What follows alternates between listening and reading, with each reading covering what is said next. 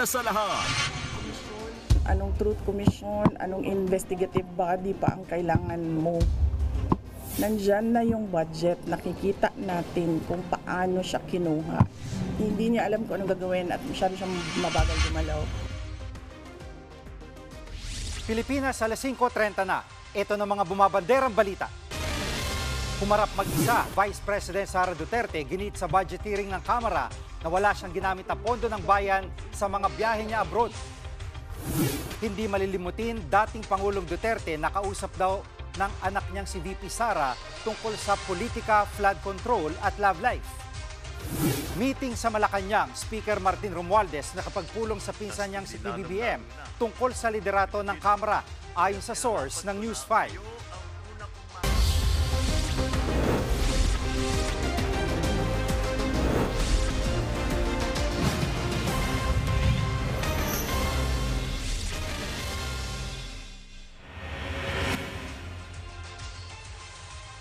Kapapasok lang na balita, pinapa-freeze na ng Anti-Money Laundering Council o AMLAC ang bank accounts ng mga dinadawit sa flood control scam.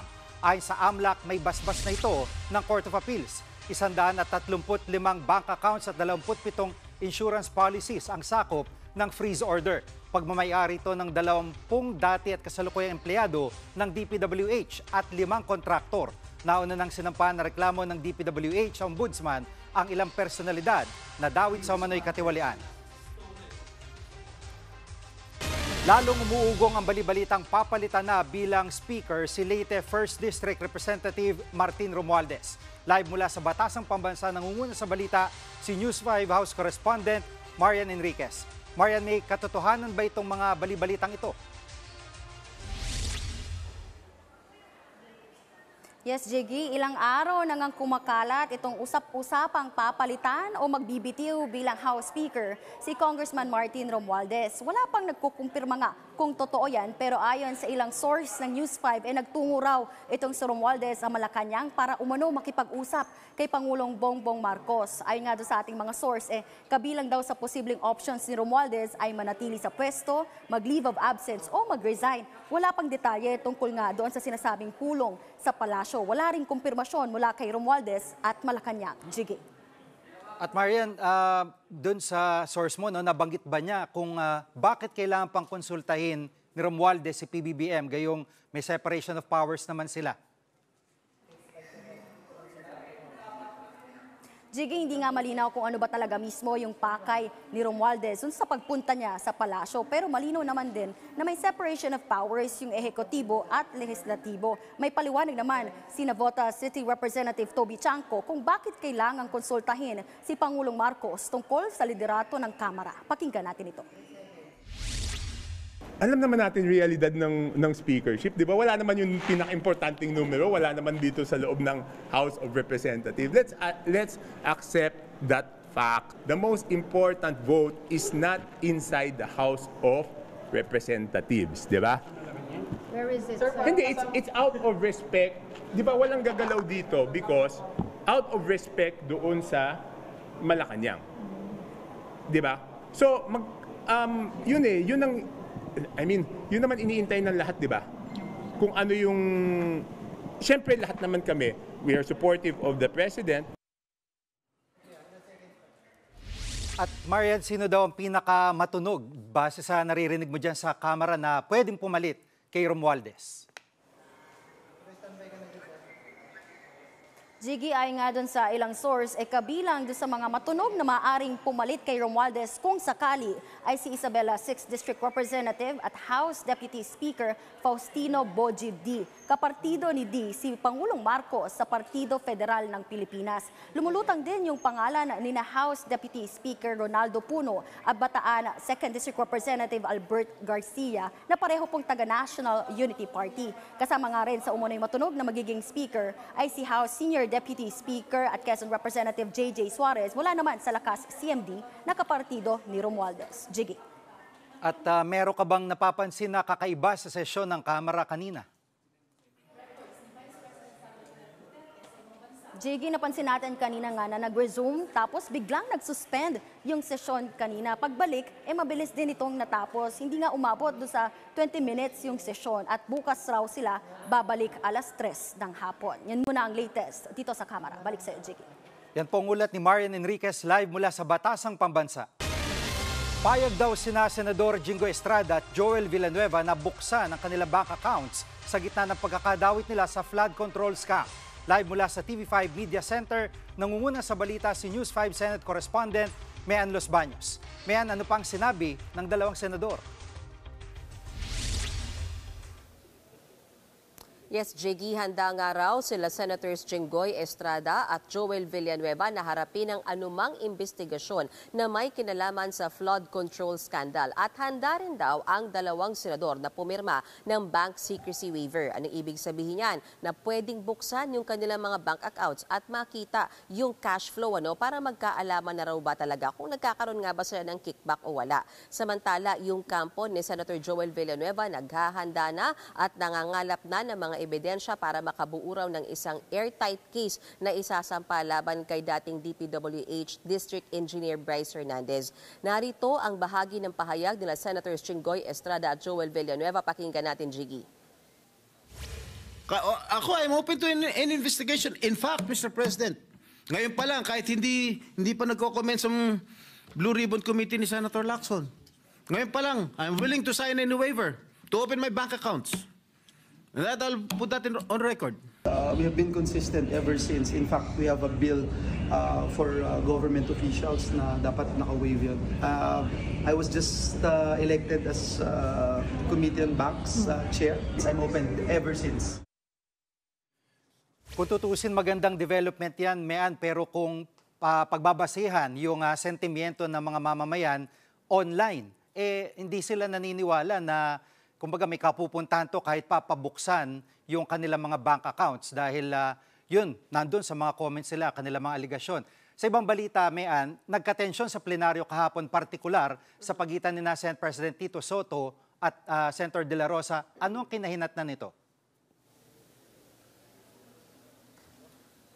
Jiggy, nag-ugat yan nung kinwestiyon ni Senator Bato de la Rosa si Senate President Tito Soto dun sa pagpapalipat-lipat ng detention facility nito nga ni Engineer Bryce Hernandez na wala naman daw approval ng mga senador o ng plenaryo. Tandaan natin, backtrack tayo ng konti, Jiggy ha. Unang na-contempt si Bryce Hernandez sa Senado noong nakaraang linggo matapos hindi paniwalaan ng mga senador yung kanyang testimonya sa Blue Ribbon. So, under custody siya dapat ng Senado at doon siya na-detain sa detention facility ng Senate. Pero kinabukasan, nang humarap siya sa pagdinig ng Kamara, sinasabi niyang ayaw niyang bumalik ng Senado dahil natatakot siya sa kanyang kaligtasan. So nakiusap si Speaker Romualdez kung pwedeng manatili siya sa Kamara, pero ang napagkasunduan nila ni Senate President Tito Soto ay sa PNP Custodial Center sila. Umalma yung minorya dyan, so dinala naman si Bryce sa Pasay City Jail. And then kahapon, binalik na naman siya sa Senado. So yun yung inaalmahan ng mga taga-minorya na bakit pa ba lipat-lipat siya ng detention facility na hindi inaagrihan ng mga senador. At may ilang mga trolls na nagsasabi na parang tuta daw yata ni Speaker Martin Romualdez si Senate President Tito Soto. Bagay na itinanggi ni Senate President Soto. Narito ang bahagi ng pahayag nila Senator Bato de la Rosa at Senate President Tito Soto. Yung pinupost nila doon na ginagawa ka na yung diba? Sakit sa akin yun, sir. Hindi. If you go down, everybody goes down. The institution goes down. Kaya nga. Kung kaya ko utusan ni Martin, dapat ko nilabang ko sa inyo, i-retain si Fernandez. Hindi ako pumayag dito.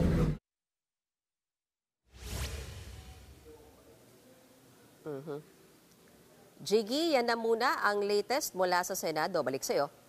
Yan ang ulat ni Mean Los Baños live mula sa TV5 Media Center. Susunod, mga biyahe abroad ni VP Sara kinwestiyon sa budget hearing ng Kamara. At VP Sara nababagalan daw sa pag-aksyon ng Pangulo sa problema sa katiwalian. Diyan lang kayo mga kapatid, dapat una sa lahat.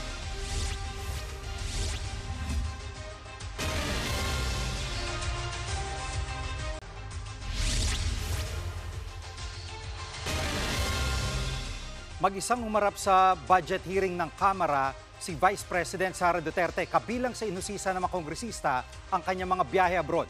Live mula sa Batasang Pambansa, nagbabalik si News 5 House Correspondent Marian Enriquez. Marian, tradisyon sa Kamara na hindi na binubusisi pa ang budget ng OVP. Nasunod ba ang tradisyong yan? Jiggy, bago nga natin pag-usapan yan ay mag-isang iprinisinta ni VP Sara Duterte yung panukalang 902.8 million pesos na budget ng Office of the Vice President para sa 2026. Agad nagmosyon yung kaalyado niyang si Davao City Isidro Ungab para ipaalala nga itong tradisyon na parliamentary courtesy. Ibig sabihin, hindi na dapat bubusisiin pa yung bawat line item sa budget. Pero winave ito mismo ni VP Sara, itong pribilehiyong ito. Kaya nga nakapagtanong yung Makabayan Block at binusisi nga yung mga biyahe ng bise abroad. Nitong taon, lumabas na nasa 7.4 million pesos yung nagastos ng OVP para sa security at staff ni VP Sara. Kinuha yan sa public funds. Pero paglilinaw ng bise, ang mga gastos niya sa kanyang flights at pagkain ay personal niyang pera. At narito ang kanyang pahayag. Napakaklaro nun, no, na wala akong ginamit para sa akin, para sa Vice President, na pera ng gobyerno para sa mga biyahe ko overseas. Ang merong charge sa Office of the Vice President ay yung security at decision yon ng Armed Forces of the Philippines kung magpapadala, ilan at kung sino. At dito sa pagharap niya kanina, para binalik ng mga kongresista yung issue sa confidential funds, Marian. Jiggy, natanong nga ni ACT Teachers Party List Representative Antonio Tino yung notice of disallowance ng COA na 73 million pesos sa confidential funds ni Vice President Sara noong December 2022. Sagot nga lang ni VP Sara, ang COA ang dapat tanungin sa usaping yan. Natanong din nga yung bise sa mga pangalang Mary Grace Piatos, Miggy Mango, Xiaomi Ocho at iba pang recipients daw ng confidential funds na wala namang records sa Philippine Statistics Authority. Pero dumistansya sa issue si VP Sara. Narito ang bahagi ng deliberasyon. Pwede po bang mapaliwanag ng Vice Presidente kung bakit ganon ang sinabmit at bakit walang supporting documents ang mga accomplishment reports na ito? Madam Chair, this is the subject of an impeachment trial and I would not like to discuss the defense for the impeachment trial. At Maria, nagkainitan daw ang ilang kongresista sa budget hearing kanina. Tama ka, Jiggy. Nagkainatan nga sina Congressman Tino at ang kaalyado ng mga Duterte na si Sagip Party List Representative Paulo Marcoleta, anak nga ni Senator Marcoleta. At sinabi ni Congressman Marcoleta, binabanatan ni Tino ang bise sa kanyang pagtatanong. Pakinggan natin ang kanilang mga pahayag. Madam Chair, I thought we're going to accord institutional courtesy to the Office of the Vice President. Bakit po natin binabanatan? Bakit natin tatanungin? Wala pong binabanatan dito. Nagtatanong lang po tayo rito. Banat yun. Banat talaga yun. Maganda lang magsalita.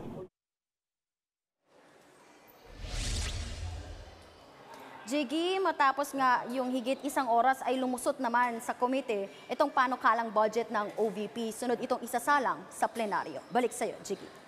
Yan ang ulat ni Marian Enriquez live mula sa Batasang Pambansa. Susunod, lagay ni dating Pangulong Duterte maayos ayon kay VP Sara, tila taliwas sa sinabi ng defense team nito sa ICC. Huwag kayong bibitiw, dapat una sa lahat.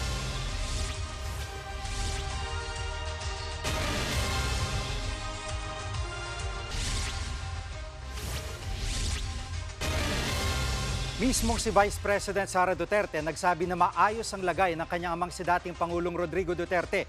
Ayon sa Vice Presidente, nakakwentuhan pa niya ang kanyang ama sa telepono tungkol sa politika, flood control scandal at maging sa love life nito. Nauna nang hiniling ng defense team ni Duterte sa ICC na ihinto muna ang paglilitis sa kaso ng dating Pangulo. Hindi na raw kasi nito kayang sumailalim sa paglilitis dahil sa posibleng cognitive deficiencies. Hindi na raw makaalala ang dating Pangulo at hindi na makilala pati ang mga miyembro ng kanyang pamilya. Pero nang tanungin ng media tungkol dito si VP Sara, gate niya, hintayin na lang ang sasabihin ng mga eksperto. Sa tingin ko naman, merong mangyayaring hearing sa competency. So, antayin na lang natin yung mga experts. Both sides, sa ICC, sa prosecution, sa defense side. And I'm sure maglalabasan yung mga experts para sabihin kung ano yung problema. Nababagalan si Vice President Sara Duterte sa aksyon ni Pangulong Bongbong Marcos sa isyu ng katiwalian. Sinabi yan ni Duterte matapos dumalo sa budget deliberation ng Kamara. Masyado na raw huli ang pagbuo ng Pangulo ng Independent Commission on Infrastructure. Git pa ng Vice Presidente, dapat alisin sa pwesto ang pinsan ng Pangulo na si Speaker Martin Romualdez. Wala pang sagot dyan ng Malacanang, pero nauna nitong sinabi na walang sasantuhin sa investigasyon kahit ang speaker at mga kaalyado ng administrasyon. Pag ikaw presidente ba, tapos alam mo na kung anong nangyayari. Tapos nakikita mo na based on the budget kung paano binaboy yung pera ng bayan. Mag-aantay ka pa ba ng komisyon o ng Truth Commission o ng kung anong komisyon yan? Aksyonan mo kasi kaagad dapat yan eh. Masyado siyang hindi niya alam kung anong gagawin at masyado siyang mabagal.